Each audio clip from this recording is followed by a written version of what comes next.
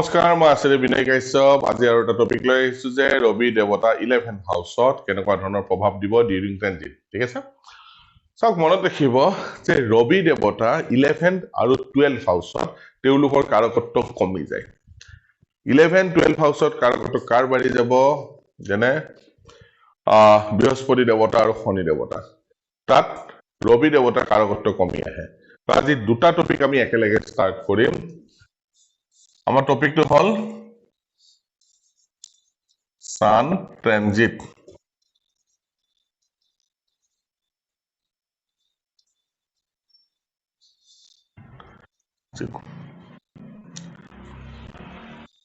সান ট্ৰানজিটৰ ওপৰত আজি আমাৰ টপিকটো হ'ব কি sun in 11 and 12 house sun in 11 and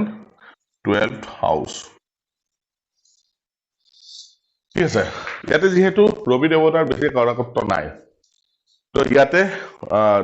11th হাউসত মনত ৰাখিব শনি দেৱতা আৰু বৃহস্পতি দেৱতাৰ কাৰকত্ব বেছি বাঢ়ি যাব আৰু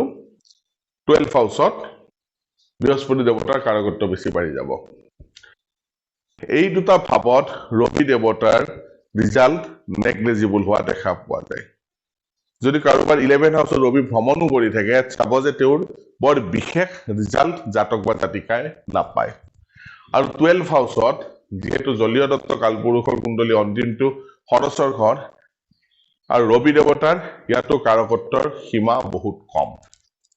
বৰ বিশেষ ভাল ৰিজাল্ট নাপায়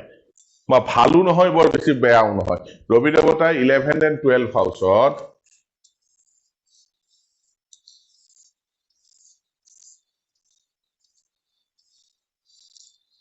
Eleven and 12 হাউস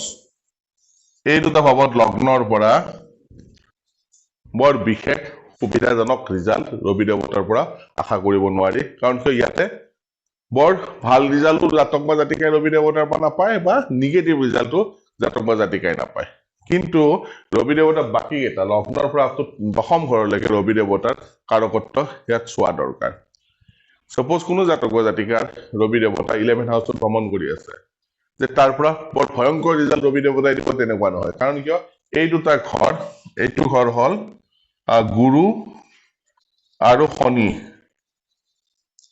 এওঁলোকৰ কাৰকত্ব বৃদ্ধি হৈ যাব আৰু 12 হাউসত গুৰু প্লাস শুক্ৰৰ কাৰকত্ব বৃদ্ধি হৈ যাব ইয়াত ৰবি দেৱতা কবাত নহলে কবাত ম্লান হৈ যায় ৰবি দেৱতাৰ বল ইয়াতে নোপোৱা হয়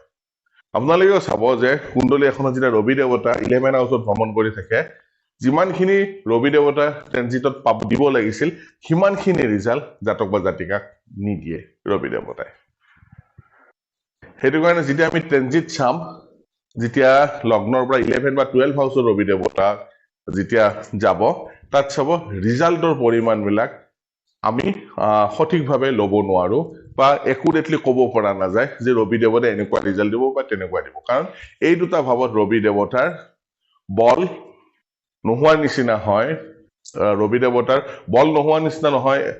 হয় সেইটো এটা ভুল কোৱা হ'ব ৰবি দেৱতাৰ যেহেতু কাৰকতাত এই দুটা ভাৱ নপৰে কাৰণ 11 হাউসটো হল বৃদ্ধিৰ ঘৰ ত্ৰিশধায় ভাৱৰ অধিপতি হয় 11 হাউস ত্ৰিশধায় ভাৱ হয় আৰু 12 হাউসটো যেহেতু খৰচৰ ঘৰ হয় তো ইয়াতে কি হয় ৰবি দেৱতা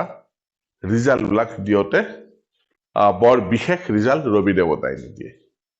সেইটো কাৰণে এই দুটা ভাৱত যেতিয়া গোচৰ কৰিব লগ্নৰ পৰা তেতিয়া ফলাদেশ কৰাত সদায় চিন্তা কৰিব কাৰণ কিয় ইয়াৰ পৰা নিগেটিভ হওক বা পজিটিভই হওক সেই ৰিজাল্ট বিলাক ভালকে দেখা পোৱা নাযায় কিন্তু যদি ৰবি শনি যদি বৃহস্পতি শনি এনেকুৱা ধৰণৰ প্লেনেট থাকে তাৰ পৰা ৰিজাল্ট বিলাক ক'ব পৰা যায় ঠিক আছে তো আশা কৰিলো যে এই ট্ৰানজিট ৰবি দেৱতা ট্ৰানজিটে গোটেই এটা ভাৱত কেনেকুৱা প্ৰভাৱ দিছে অলপ হলেও বুজি পাইছে